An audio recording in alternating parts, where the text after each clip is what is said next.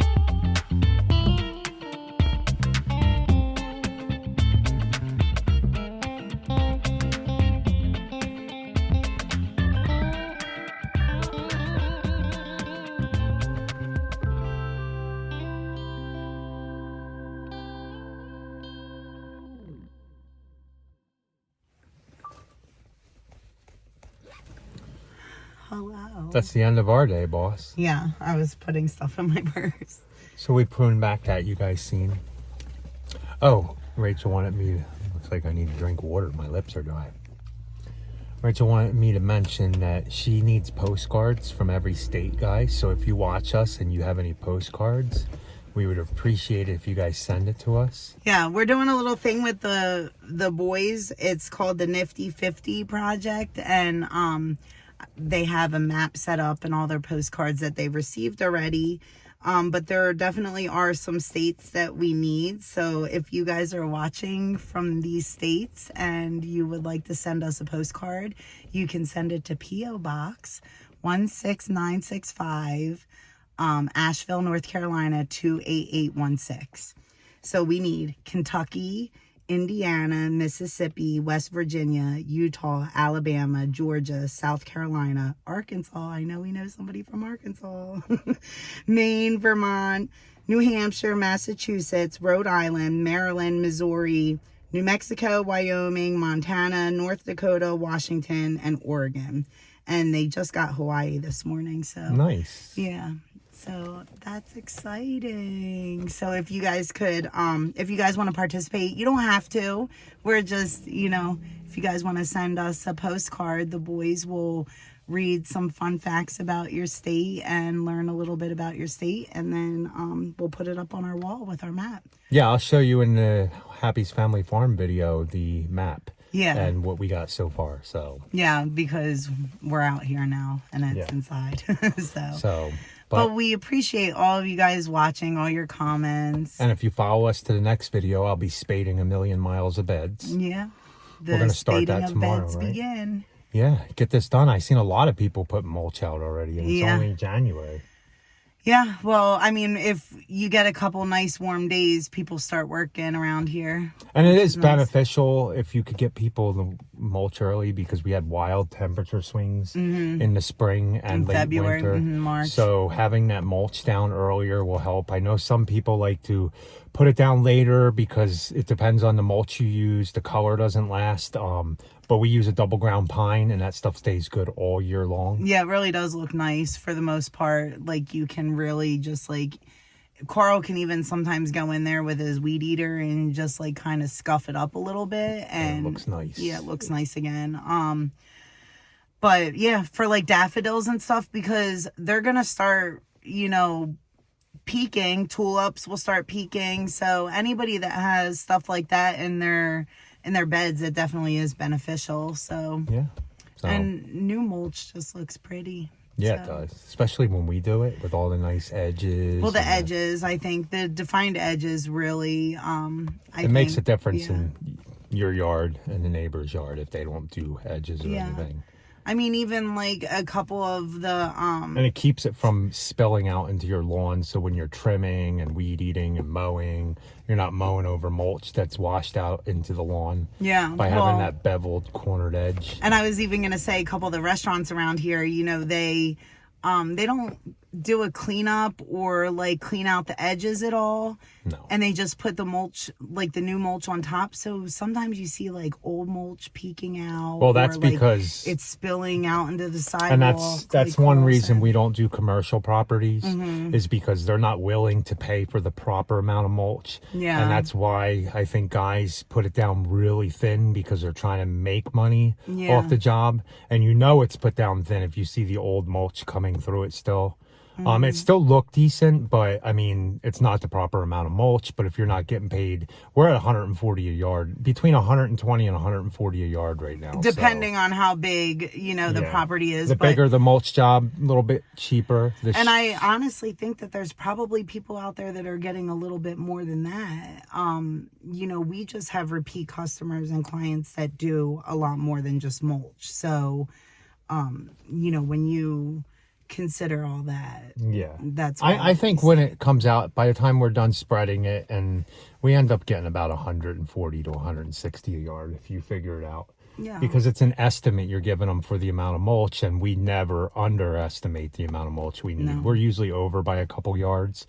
So, I mean, we don't credit that back because it's hard to lay mulch, and that brings it up a little bit more per price. But And you don't always have to put down 3 inches. Like Yeah. these are mulch beds that we're redoing. So we probably only have to put, you know, a 2-inch layer down this year. Because, again, they were done with double ground pine and they still look decent. Yeah. So, you know, it is, honestly, we had a client last year that noticed the mulch that we did the previous year, the year before. And he said, did you just mulch them? And we said, no, they were mulched last year. And he's like, wow, it still looks good. yeah. And you should put more mulch every year because it does break down.